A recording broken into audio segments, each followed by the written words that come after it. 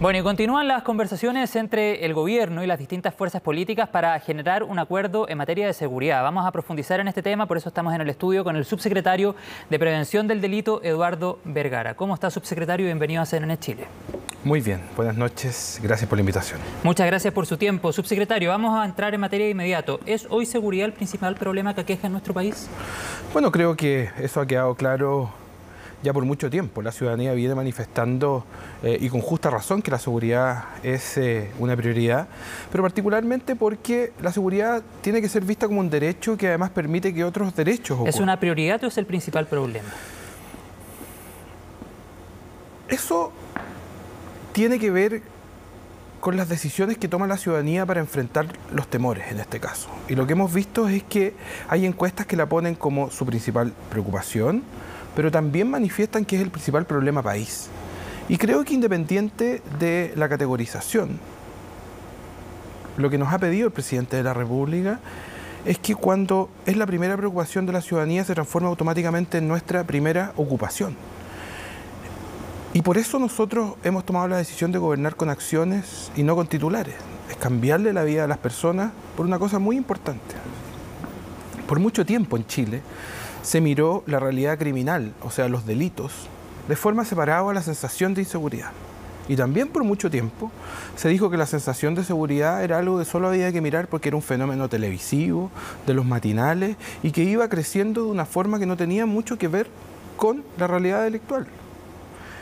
E independiente que esto ocurra, lo que nos importa a nosotros como gobierno es que cuando las personas sienten temor y sienten miedo, dejan de hacer actividades cotidianas y actividades diarias. Y eso está pasando hoy día. Y eso, claramente, es lo que nos ha pedido el presidente y particularmente también nuestra ministra del Interior y hoy vicepresidenta de la República, es que actuemos sobre ambas realidades con un sentido de urgencia, pero por sobre todo, y como te dije, gobernando la seguridad con acciones y no con titulares, amenazas, ni tampoco palabras. Y en ese sentido, subsecretario, durante esta jornada presentan un fono de denuncia. El asterisco 4242, pasamos ahí el dato para todas las personas que nos están viendo, ya está operativo, ¿verdad? Así es. ¿Todo tipo de denuncia a través de ese teléfono? Efectivamente, hay dos modificaciones importantes. Una es que pasamos de un número grande a un número corto, asterisco 4242, pero también es gratuito. Lo hace más legible. Lo hace más legible, pero ¿cuál es el punto de fondo? Y tiene que ver primero con una constatación. La seguridad es también una expresión de la desigualdad. Y hay algo que se llama la cifra negra, que es la no denuncia, que se produce por distintas razones por medio de las cuales las personas deciden no denunciar. Ya sea por miedo a que se sepa que denunció, o porque cree que la justicia no funciona, etcétera. Hay muchas razones que la ciudadanía... ¿En ese sentido reconoce errores, por ejemplo, en el Ministerio Público? Sí, pero cierro esto y te respondo. Sí. Entonces, lo que buscamos con esto es incrementar las denuncias porque la evidencia nos muestra que la no denuncia y la cifra negra es mayor en los territorios con menos recursos. Entonces esta desigualdad se ve manifiesta cuando las policías tienen que tomar decisiones de despliegue territorial y no hay información. En otras palabras, y con esto cierro, cuando un territorio o una persona no denuncia, estamos a ciegas. Nuestras policías están a ciegas y lo que necesitamos, entendiendo que el Estado es el responsable de proteger, el gobierno es el responsable de la seguridad, los municipios juegan un rol en prevención del delito, pero también queremos invitar y recordar a la ciudadanía que su denuncia es tremendamente importante porque nos permite hacer nuestro trabajo y a distintas instituciones hacer mejor su trabajo. Bueno, pero en ese sentido reina en la ciudadanía una sensación de impunidad. ¿Qué duda cabe a estas alturas? Entonces quería preguntarle justamente lo que planteábamos recién. ¿Usted considera fallas en el proceso desde el Ministerio Público? Por ejemplo, falta de fiscales u otras fallas en el procedimiento. Primero que todo, la tarea que me han encomendado a mí personalmente el presidente es la prevención del delito. Yo soy el responsable de esa tarea. Como gobierno somos responsables de la seguridad y en esto hemos sido además muy claros en que no comentamos lo que hacen o evaluamos lo que hacen otras instituciones del Estado. Lo que nos corresponde y lo que hacemos es poner todos los recursos, todo el capital de trabajo y el capital operativo para ayudar a fortalecer las tareas de otras instituciones, como en este caso puede ser el Ministerio Público o el sistema judicial en su conjunto. Entonces, cuando nosotros hablamos del denuncia seguro o cuando, por ejemplo, damos cuenta de que iniciamos la Fuerza de Tarea Público-Privada para abordar el robo violento de vehículos, que quebramos el alza y la semana de noviembre, la semana pasada, fue la semana con la cifra más baja, no es que celebramos, pero sí hay un camino que estamos recorriendo en conjunto más allá de Pero las fronteras de lo fiscales, público. Por ejemplo, el resultado pudiese ser mejor. Me imagino que usted tiene una apreciación sobre eso. A ver, y no solamente respecto a los fiscales, particularmente respecto a las policías. Se ha cometido un error también en este país por mucho tiempo, en pensar que los problemas de seguridad solo se solucionan con policía. Y en consecuencia, esto solo se trata de más o menos policías. Y eso no es así. Si es que no entendemos que el fenómeno de la seguridad tiene un componente que es el componente policial y que es un componente del policiamiento, pero también se construye con una serie de otros componentes, además de otras instituciones del Estado, y reducimos esto solamente a más o menos policía, o en este caso, a más o menos fiscales, y dejamos de lado la discusión más importante, que es respecto a la focalización, la efectividad y la capacidad que tienen cada una de esas instituciones para hacer su tarea, ya sea por sí mismas o porque tienen que suplir la tarea de otras instituciones. Un solo ejemplo y cerrar el punto. Nos comprometimos como gobierno a terminar con la concursabilidad y lo hicimos. Aumentamos el presupuesto de seguridad de los municipios. ¿Por qué? Porque en un país, y en el país que vivimos, hay comunas que tienen 130 pesos per cápita en prevención y otras que tienen 50.000. Queremos nivelar la cancha hacia arriba. ¿Por qué? Porque las comunas donde hay pocos recursos, el Ministerio Público, Carabineros, la Policía de Investigaciones, el Estado en su conjunto, la tiene más difícil al hacer la tarea. Y lo que queremos es nivelar para que esta tarea sea eficiente y podamos garantizar la seguridad como un derecho. A propósito de la radiografía o el diagnóstico que usted hace respecto a diferentes comunas de la región metropolitana y de nuestro país en general, ¿cómo lograr que de aquí al año 2023 el 100% de las comunas de Chile tengan patrullajes? Porque eso usted lo planteaba el otro día. O sea, no fue un planteamiento, fue una promesa. Sí, una patrullaje promesa mixto. que le hicimos de cara al país. ¿Cómo llegamos a 2023 con el 100% de las comunas con patrullajes? Nosotros recibimos el gobierno con un déficit aproximado del 35-37%, en otras palabras, de comunas que no tenían patrullas. Para empezar, ninguna. 37% efectivamente, como tú dices, una cifra importante.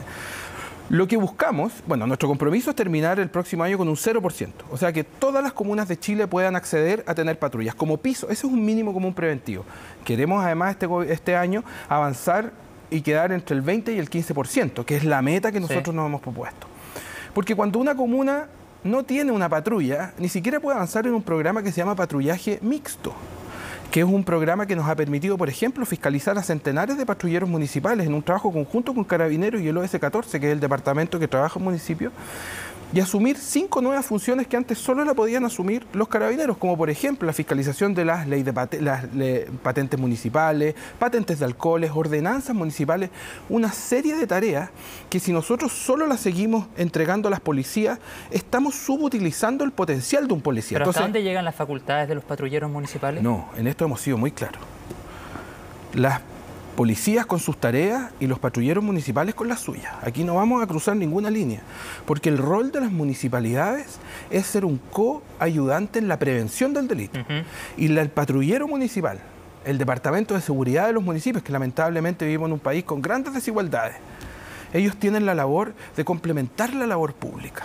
Y por eso cuando ellos hacen un buen trabajo, permiten que nuestras policías hagan un buen trabajo. Pero cuando no tienen los recursos para hacer su trabajo, las policías se ven con una demanda mayor. Entonces, al final del día, hablar de seguridad en Chile tiene que ser un sinónimo de igualdad y el presidente nos ha pedido que gobernemos con acciones, entendiendo que la seguridad también tiene que ser un ejercicio, pero un garante de justicia territorial. O sea, ¿no tendría más facultades de lo que hoy día pueden tener, por ejemplo? No, al contrario, yo creo, y esto es una discusión que hemos tenido con alcaldes y alcaldesas de diferentes sectores políticos. A mí me toca trabajar mucho con los alcaldes, con las asociaciones de municipios de Chile. Estuve en Osorno la semana pasada con la ministra en un consejo nacional de todos los concejales. Y creemos que se puede avanzar. Para ser súper concreto y que se entienda, si un patrullero municipal, esperemos que llegue a más comunas, como usted señalaba, es la meta para 2023. Si un patrullero municipal se encuentra con un delito en flagrancia, ¿hasta dónde puede actuar? ¿Qué puede hacer? A ver, puede actuar hasta el límite de sus facultades, pero ¿qué es lo que permite el patrullaje mixto? Sí, que al estar con un policía al lado, porque Carabineros también ha hecho capacitaciones, por eso le pregunto, y hemos certificado. No, él puede llegar hasta el límite de la ley. Y en esto hemos sido muy claros. Si lo que queremos avanzar es que existan nuevas funciones del patrullero municipal que tal vez pueden ser o acompañadas con un policía o podemos dejarlas que las hagan las policías para que suplamos desde lo preventivo. Pero aquí hay una línea divisoria muy clara y que tiene que ver con funciones distintas. Esto no se trata de avanzar hacia policías municipales. Sí, pero entonces, para entender el punto, por ejemplo, un patrullero municipal podría en el fondo medir el tránsito, dirigir el tránsito, ese tipo de cosas. Podría. Podría. Es un debate que está abierto, que estamos teniendo con la Asociación Chilena de Municipios en el marco y en el contexto de lo que estamos avanzando como es el Ministerio de Seguridad, pero por sobre todo, y nos comprometimos como gobierno, y lo vamos a cumplir este semestre, que vamos a ingresar indicaciones para modificar la Ley Orgánica de Municipios, porque creemos que hay una serie de mejoras y cambios que se tienen que hacer particularmente en los consejos comunales de seguridad pública. Entonces, tal como tú dices, efectivamente se puede avanzar, pero hay algo muy importante y que nosotros como gobierno lo tenemos muy claro. Por mucho tiempo se ha avanzado en darle nuevas facultades a los municipios, alcaldes y alcaldesas que nos están viendo, como también concejales y concejalas la saben. Y no van aparejados, es que esto es importante, y no van aparejados de presupuesto. Entonces, a un municipio que no tiene recursos, yo no le puedo exigir que ahora asuma tareas que hoy asume la policía, porque ni siquiera tiene plata para contratar a una persona en seguridad. Entonces, como gobierno, tenemos que ser muy responsables en que los cambios que impulsemos, y por eso lo estamos trabajando en conjunto con los municipios, tienen que ser acorde a las capacidades municipales. Bueno, y en ese sentido también hacer el punto que en muchas comunas de nuestro país los patrulleros municipales muchas veces llegan antes incluso que carabineros. No me quedó claro el punto de cómo conversa esta iniciativa con el Ministerio Público. ¿En qué sentido? En el sentido, por ejemplo, que si hay un patrullero municipal dirigiendo el tránsito y de manera infragante ahí detecta a un conductor cometiendo un delito, ¿puede en el fondo esa infracción ser vinculante al sistema de justicia? A ver, es que primero tenemos que avanzar en definir si vamos a permitir que un patrullero municipal colabore en labores de tránsito. Usted me decía que podría ser una de las alternativas. Por supuesto, o sea, creo que hay hartas alternativas. De hecho, distintos municipios nos han planteado alternativas, pero te repito, con una de las primeras varas que la estamos evaluando es primero la capacidad de los municipios, porque yo no puedo decir mañana, por ejemplo, señor, usted alcalde, va a tener que asumir una tarea X, en este caso, colaborar en el control de tránsito o en colaborar en labores de tránsito en general, porque el señor alcalde o la señora alcaldesa va a decir, bueno, pero ¿cómo yo financio esa tarea? Entonces, si no nos ponemos de acuerdo primero en que donde ponemos las modificaciones legales también pongamos el presupuesto, es muy difícil avanzar y en esto tenemos que ser muy responsables. Entonces, tú me preguntas cómo conversa esto con lo que eventualmente podría ser. Bueno, primero hay que estar de acuerdo en un cambio en la ley. Se lo pregunto, subsecretario, porque me imagino que está más o menos claro, pensando que de aquí al 2023 quieren tener el 100% de las comunas con patrullaje mixto o con estos patrulleros municipales. Me imagino que ya las conversaciones o la iniciativa está algo avanzada. Sí, pero es que el patrullaje mixto o que los municipios tengan patrulleros municipales no tiene que ver con una nueva labor como por ejemplo el control de tránsito. Lo que nosotros estamos haciendo es que hoy día los patrulleros municipales ya cumplen una serie de tareas, pero hay municipios que ni siquiera tienen una patrulla. Entonces lo que nosotros necesitamos es inyectar recursos para nivelar hacia arriba y ser coherentes con que tenemos que tener este piso que es el mínimo común preventivo. Entonces yo no puedo avanzar en una discusión con un municipio respecto a nuevas atribuciones si ni siquiera tiene las herramientas para hacer la pega o la cual puede hacer hoy en día, y yo creo que primero en este país, por supuesto que tenemos que avanzar en nivelar esta cancha antes de ponernos a hacer debate respecto a lo que podría ser, porque hoy hay necesidades concretas, hay personas que lo están pasando mal, estamos con los índices de temor que todos los conocemos, cuando las personas dejan de hacer su vida diaria, para nosotros es tan importante como la criminalidad misma, entonces nos estamos haciendo cargo con un sentido de urgencia de las cosas concretas y reales del hoy. Sin duda, pero yo se lo preguntaba porque usted justamente hace 2 o 3 semanas presenta esta iniciativa de patrullajes mixtos, entonces en el supuesto de que ya había mayor claridad de cómo, iba a funcionar. Hay total claridad, pero repito, para ser muy claro para quienes nos están viendo, el patrullaje preventivo y la promesa que nosotros hicimos de que en este país el próximo año el 100% de los municipios puedan contar con una patrulla, parte de la base de que puedan cumplir con las tareas bajo las cuales hoy día les permiten las reglas del juego. Eso es lo que nos importa, ese es el mínimo común preventivo, o sea, nivelar hacia arriba. Ahora, si el día de mañana queremos abrir una discusión respecto a nuevas atribuciones y nuevas tareas, bueno, asegurémonos primero que el municipio tiene la patrulla para hacer el patrullaje y para actuar dentro del marco de las atribuciones que le entrega la ley como patrullero preventivo y, por supuesto, después abrirnos ahora. Hay municipios que tienen muchos recursos en esta diferencia de ingresos y que nos dicen, mira, nosotros podríamos hacer estas tareas.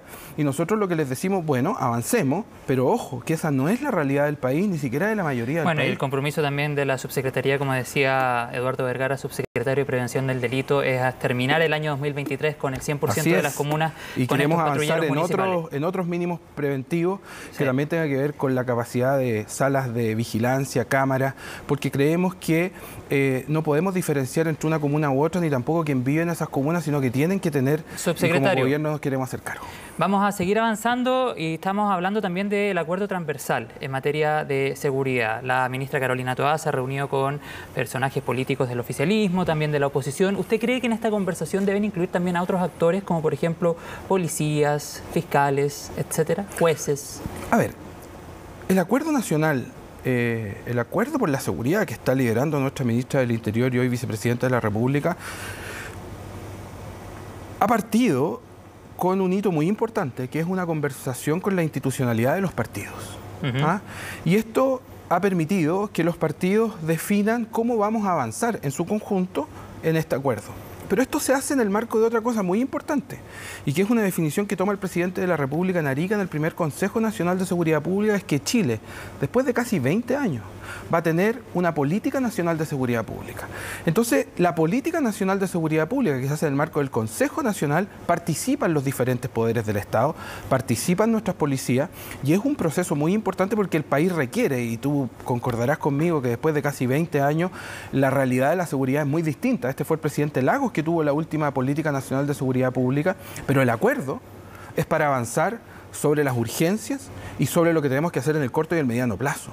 Por eso el acuerdo, porque sabemos que tenemos que avanzar en institucionalidad como el Ministerio, en una reforma a Carabineros como lo estamos haciendo, en una política nacional, pero también tenemos que atender la urgencia de las personas hoy. Y ese es el acuerdo que estamos trabajando para avanzar en conjunto. Y te quiero decir algo, tal vez para destruir algunas caricaturas y muchos mitos.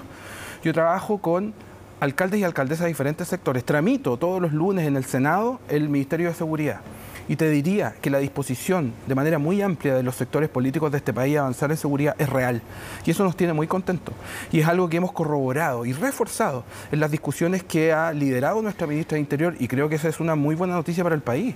O sea, vamos a ver reuniones también de la ministra con otros estamentos o con otras instancias. Bueno, en el Consejo Nacional de Seguridad Pública ya han habido 2 consejos nacionales donde estamos conversando con diferentes instituciones del Estado y por supuesto que las van a seguir viendo. De hecho, el presidente nos pidió, porque por ley el Consejo Nacional es una vez al semestre y nos pidió que lo hiciéramos cada 3 meses. Subsecretario, en otro tema, macro zona sur, ¿cuándo podríamos tener novedades del proyecto de esta nueva modalidad de estado de excepción? Hace 3 semanas la ministra Toá decía, espero que la próxima o espero que en los próximos días podamos dar a conocer el proyecto.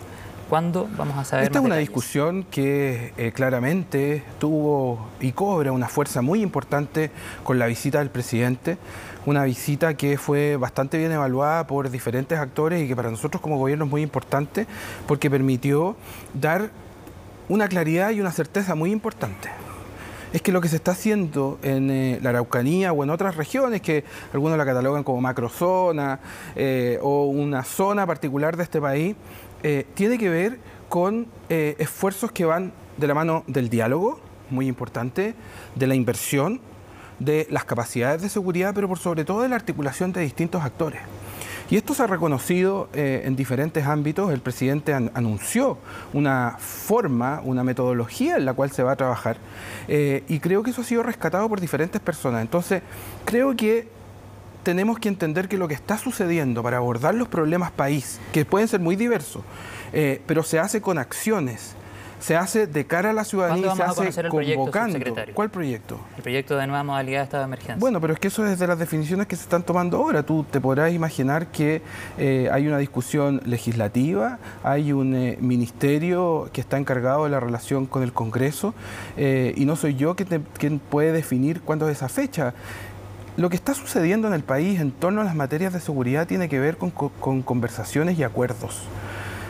No somos un gobierno que toma decisiones respecto a tiempos y límites sin el diálogo necesario. Lo que requiere el país y lo que ha presentado el presidente de la República y ha manifestado particularmente en sus visitas a regiones es que para avanzar en problemas y desafíos de Estado hay que avanzar con el Estado en su conjunto y con los actores políticos. Entonces, creo que reducir una conversación en este punto respecto a una fecha de que el gobierno se ha comprometido, que el gobierno ha sido muy claro, que nuestra ministra del Interior ha sido muy clara, que la ministra que también lleva la relación con el Congreso, la está llevando en el Congreso para determinar cuándo se ingresan los proyectos, son tareas que les corresponden y las que competen a ella. Y lo último, subsecretario, ¿usted coincide con el presidente de la República cuando dice que hay terrorismo en la macrozona sur? A ver, creo que el presidente ha sido muy claro en dar cuenta públicamente de lo que él cataloga como acciones que son terroristas. Coincide. Y por supuesto, o sea, el presidente de la República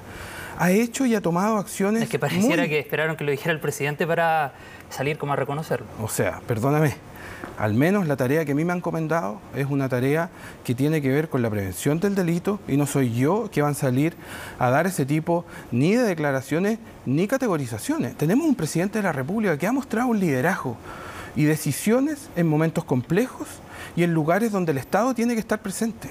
Entonces, cuando de repente uno espera y se adelanta y quiere que estas definiciones vengan de diferentes actores, pero es el presidente de la República que toma una decisión de mostrar que el trabajo conjunto y articulado en la región, con su visita, permite aunar criterios y voluntades políticas, creo que es una razón suficiente para entender cómo se está gobernando y, repito, que se está gobernando con acciones y no con titulares y palabras, que es lo que la ciudadanía hoy día requiere, pero que también demanda. Ya, y lo último, subsecretario, recordar entonces asterisco 4242, el fono denuncia.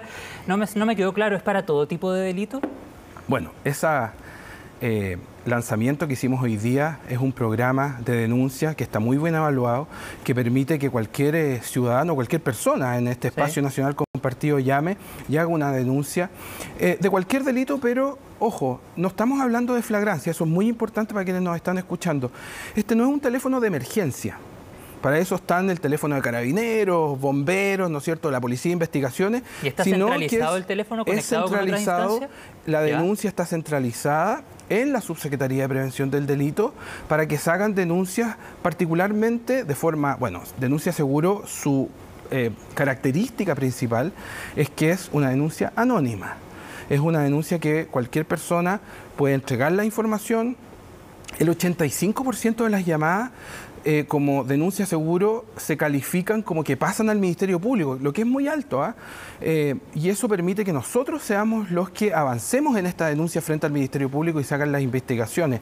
Porque hay personas, hoy día estuvimos en Maipú recorriendo, dicho sea de paso, la plaza de Maipú, un espacio público que se recuperó, y la ciudadanía lo que más le llamaba la atención era que ahora lo podía hacer de forma gratuita, con un número más corto y fácil de memorizar, pero por sobre todo les recordamos que esta también es anónimo y que permite que las personas que tienen dudas o que incluso tienen miedos que pueden ser justificables respecto a llevar adelante una denuncia, lo pueden hacer con toda la tranquilidad, pero por sobre todo con grados de efectividad importantes. ¿Sabes por qué? Y te lo dije al principio. Cuando no tenemos información estamos a ciegas. Y cuando no tenemos información no podemos disponer de nuestros recursos policiales ni tampoco los recursos como los municipales que estábamos conversando, porque necesitamos que exista la denuncia. Y eso lamentablemente se ve marcado en las comunas que tienen menos recursos, y eso es algo que queremos saldar y algo que queremos corregir. Subsecretario de Prevención del Delito, Eduardo Vergara, muchas gracias por su tiempo con CNN Chile. Muchísimas gracias por la invitación. Asterisco 4242. Trabajemos juntos porque estamos avanzando y gobernando la seguridad con acciones, que es lo que el presidente y nuestra ministra de Interior nos ha pedido. Claro, y hay que denunciar. Muchas gracias.